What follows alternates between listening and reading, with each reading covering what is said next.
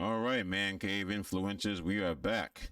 I'm your host, Black Iris. Got a little video from you from that Talk That Thought. We're going to see what these women got to say because apparently they're upset about something. I think it's more involving like their divorce, but let's go see what they got to say, shall we? Because if you're in your mid 30s, you know Starting early. that said divorce directly played into your ability to have children. Where are you guys? Welcome back, family. They Today always we've got cry an about update on how our 36-year-old divorced woman who regrets not having kids is doing. Fellas, these women keep on getting worse as time goes on. To refresh your memory, here's the woman I am talking about. And my life as a mother is just... it's gone. And I'm angry. And I'm heartbroken.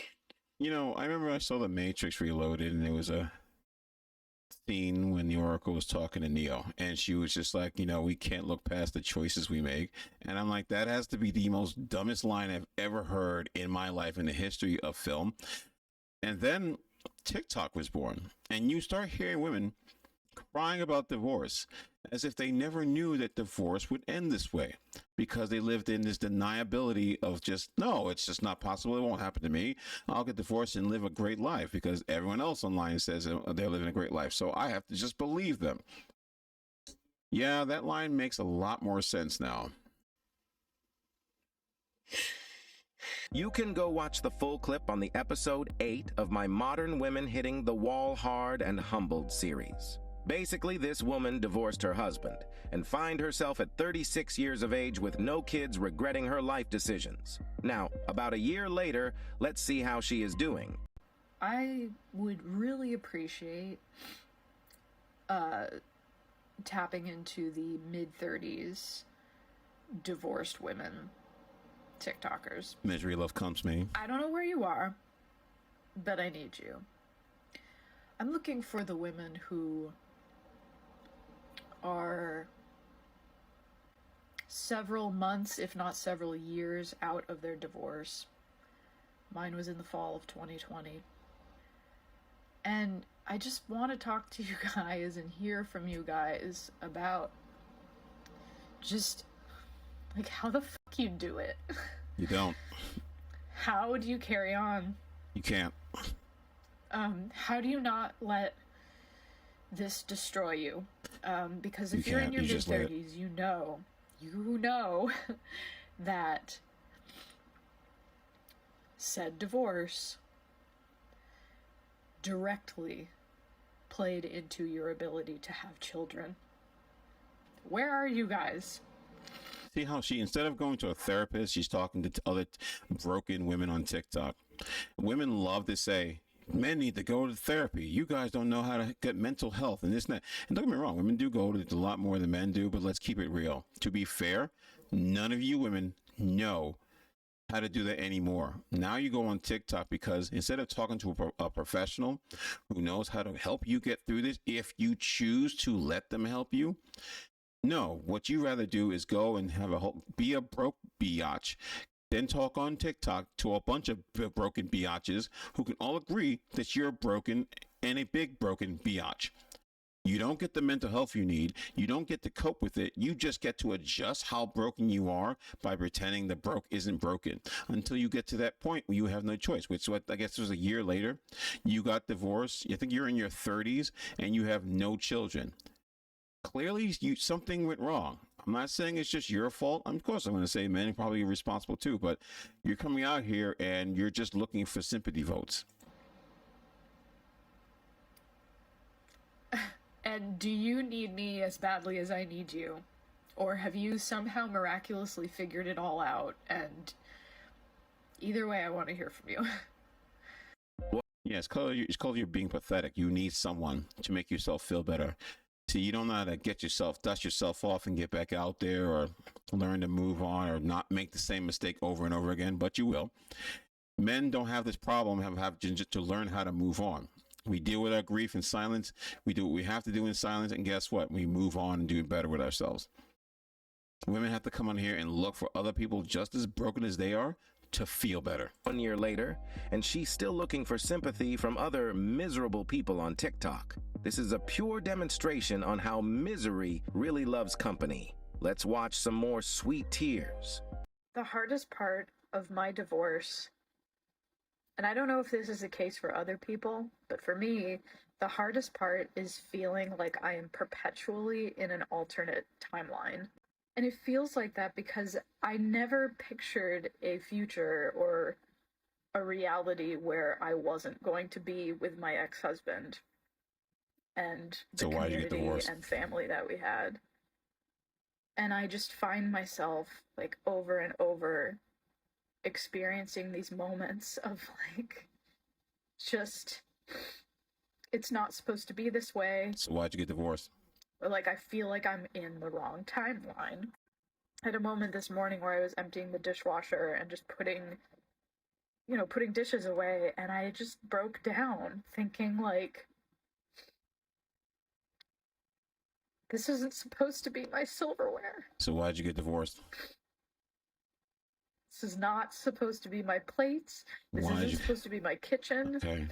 All of this is wrong. Okay. How did I end up here? You signed the papers to get divorced.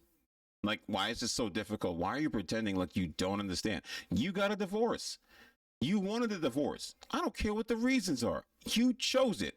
And the thing is, whether it was good or bad, you chose it. Why are you going online looking for sympathy votes when you made a choice to get a divorce? You didn't want to be with this guy. You got a divorce. Okay, move on. Can't do that. Why? Because I need to look as if I'm a victim. Like I did something right. I did everything right. I did everything I was supposed to do right. No, you didn't, because you got married to someone you didn't want or you didn't need or you thought you could do better. And here you are crying online because everyone told you, get a divorce, girl. Do bad by yourself, girl. Get a college degree, girl. Get your education, girl. Go get that career, girl. Think about family last. This is the mindset that you have been pushing in your own head for the longest. You didn't realize it was a bad idea. You went for it anyway, and look what it got you. Misery. You are miserable now, and all you can do is complain, complain, complain. This isn't my dishes, but you bought it, right? This isn't my plate. This is not doing it right. I'm in the wrong time zone. Oh my God, the drama, the drama, the drama. Just get over yourself. You got a divorce because you wanted to get a divorce and you thought you could do better and you left, and that's why. You won't tell us the reasons why, which tells me that you basically don't want to be honest about the fact that you probably did something stupid to cause this. And I'm trying so hard Wow. to find the good parts of this new reality or dimension that I'm in. And I am finding them in pieces, but Excuse me. the loss and the pain and the confusion of what I thought my life was. Do not be fooled by how this woman appears so soft-spoken and gentle. She is definitely your worst nightmare. And I am going to prove it to you by breaking down her relationship with her parents in this next clip. Now, I want you to focus on all the expectations she is putting on how her parents should treat each other and how they should treat her.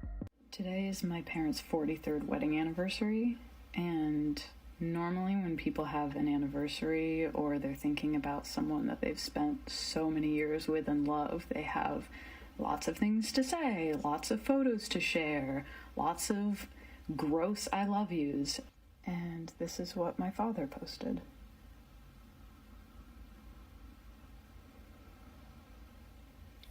Can you feel the love? And I was joking. I was joking about how feelingless that was, until I checked my mother's Facebook and realized that she blocked me.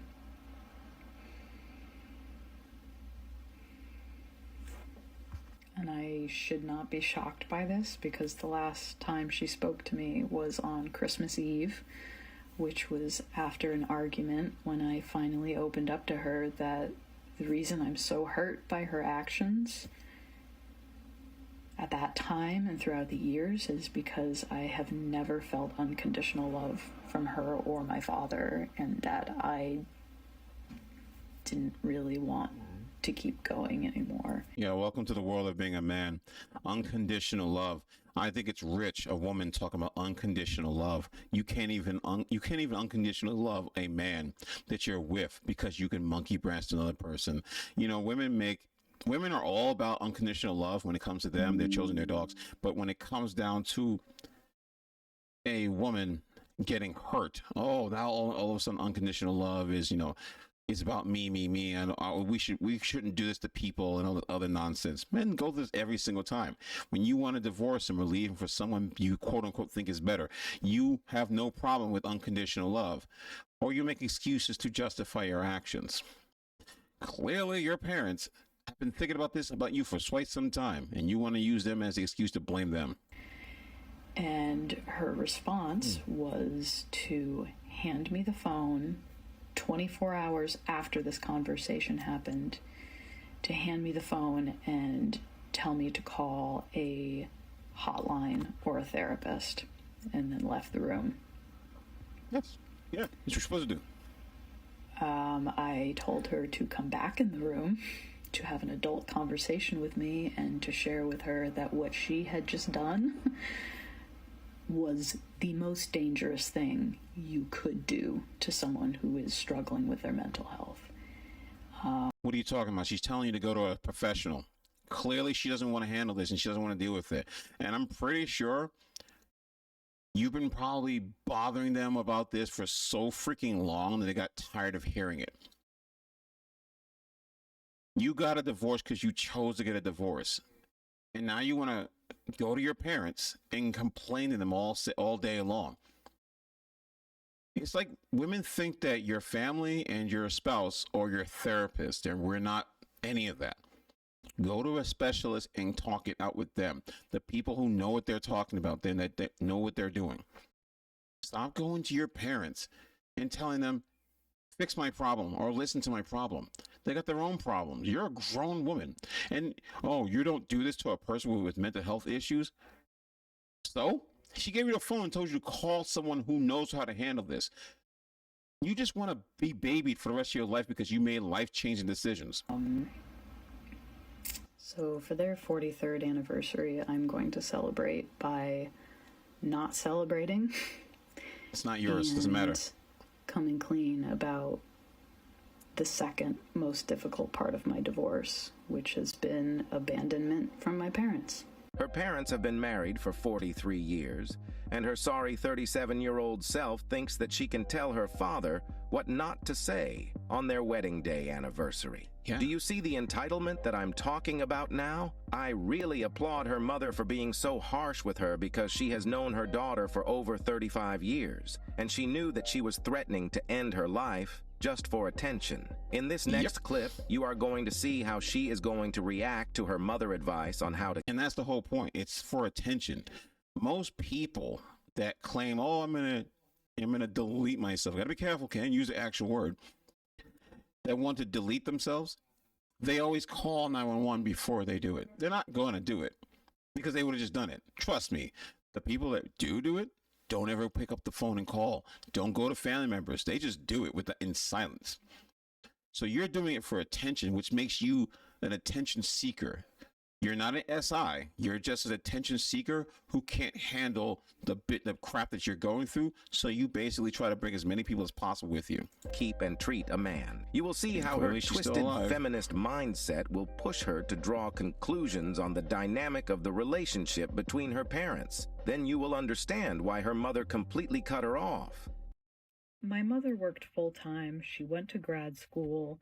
My father refused to finish college. He did not get a full-time job, so he never had a 401k. He never brought in health insurance. My mother was the one who did all of that, and she wasn't able to do it on one income, so her family contributed financially instead of my father. Now, my mother went back to work while my father took care of me while I was an infant, and when my mother fell ill a few years later, my father ended up taking on the caretaker role, so, it's not like he was 100% incompetent or incapable, but there were issues, and I internalized those and I heard conversations about them and I developed beliefs around this. One of the most fundamental things that I learned was that you need to ensure that the man is comfortable emotionally, physically, spiritually, mentally at all costs, including your own well being. I also learned that you're supposed to go to therapy to find ways of suppressing your basic needs so that the man's needs can be met and you can live copacetically. My mother also taught me that I would never get to keep a man if I didn't put out. Yeah. She would give me tips on how to boost my father's ego when it was clear that he needed it. Yeah. So I just really developed these fundamental beliefs that my survival was dependent on making sure that the man was always okay. You mean like how men have had to do it for years? Having to go above and beyond, do all this stuff without getting a pat in the back or told you're doing a great job. No, thanks for killing that intruder in the house. Good job. Thank you for taking, like, you guys can't even give credit for the garbage. You lose your mind for garbage. Yes, you should keep the man happy, because if the man is happy, he's going to keep providing for you. This is what's wrong with so many modern women. Y'all think that y'all took that one quote, happy wife, happy life, when you do nothing. You're home, or you have a BS job, and you talk about your little BS 40 hours that you work. Big ups to the women that work 80-hour jobs and don't complain about it. They just, I got to pay bills, and that's the end of it. The women that come online talking about their little BS office job where everything's is air conditioned, you're working with paperwork. You're the ones I have a problem with, and you women should have a problem with these type of women, because they complain about their little job and they come home and take care of a family that you chose to get pregnant and have with this man, and now you're complaining that you have to clean up and do all these things. Yes, you should boost his ego. You do that, the man's gonna work harder. And I have a slew of failed relationships because of it. No, you have a slew of failed relationships because you refuse to do exactly what your mother thought you. Instead, you do whatever you feel like. Fellas, stay away from these type of women who appear to be soft, but will make you bleed very slowly until your deathbed. Yes, 100%. Pay very close attention to how they act, how they feel, how they talk to you, how they interact with other people. Break them down. If they don't do certain things, red flags, look for it. Do not ignore it. Grow a pair. Know that these women are pretending to be, especially pre-divorcees, all the ones that are from post-divorce, hitting the wall, they will all pretend because they don't have a choice. They'll pretend to be everything you're looking for in a woman, and then that's when you're going to wait for it. Boom, here comes the real version of her. Tell her no and see how she reacts. Look at how she acts. Look at how she interacts with her family, especially her family. How she treats her family is a good example of what she will treat you and how she'll treat you. You need to focus on all these things, especially women that are divorced or have kids. They are looking for someone to take care of their problems, and you cannot allow a woman to take away your resources. They have to earn it. Every woman has to earn it. Do not look at the sexual parts of their bodies that gets you turned on. Use your brain. Use the brain up here, not the brain down here. Think about it first before you make decisions that's going to ruin your life.